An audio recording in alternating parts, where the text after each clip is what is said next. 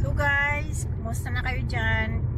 Ngayon ay bibistahin namin yung aking kaibigan na taga Waray nun.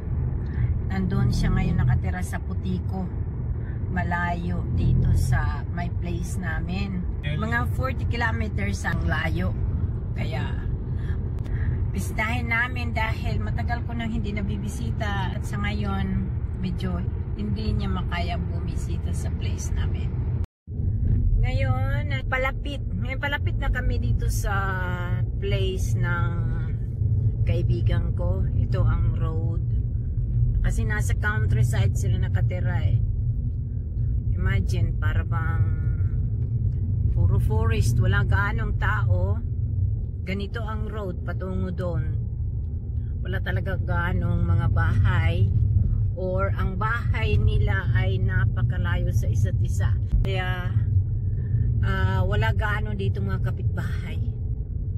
Yan yun. Ang kilometers pa yan patungo doon. Siguro 5 kilometers doon sa main road, I mean. Yan, kapitbahay nila yan. Yun lang. Ano talaga dito mamingaw pag lalo na pag winter. So mahirap pag winter dito. Imagine, magdadaan ka sa ganito. Mabuti na lang may may nagdadrive ng mga snow dito. So yun, nandito na tayo sa bahay ng kaibigan ko. Ito na. Hello!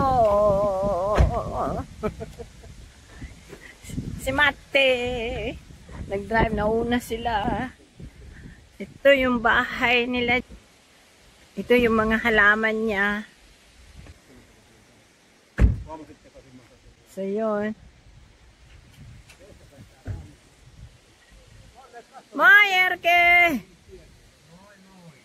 Si Erke. Hello guys, nandito na kami kay Sinday. Ito si Sinday, yung aking best buddy. Hi Erke! Hello everybody. Okay.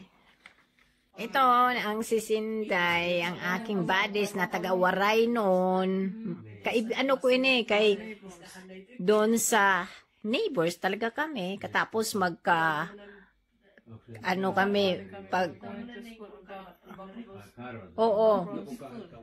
Kaya nga mga Saint Mary kuno kami dalawa. Puro Manila ako pag graduation ko. First year to third year.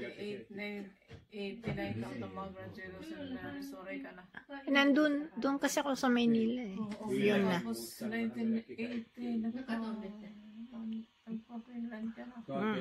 Kaya dito, binisita namin ito.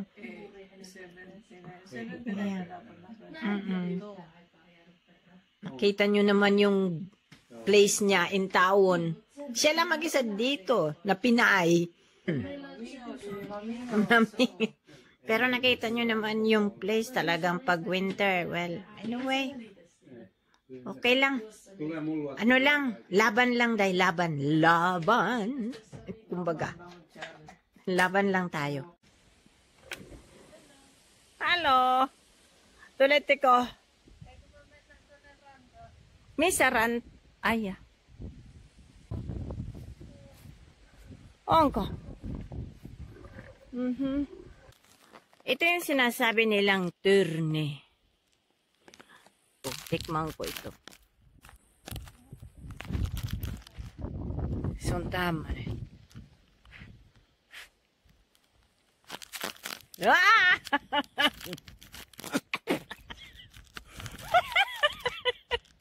Kauhat! May apple, saglit kuning ko. Kain mo na ako ditong apple nila. Ito. Maliit lang siya. Masarap. Umalis na yung dalawa. Ay, silang nauna. Kami naman ang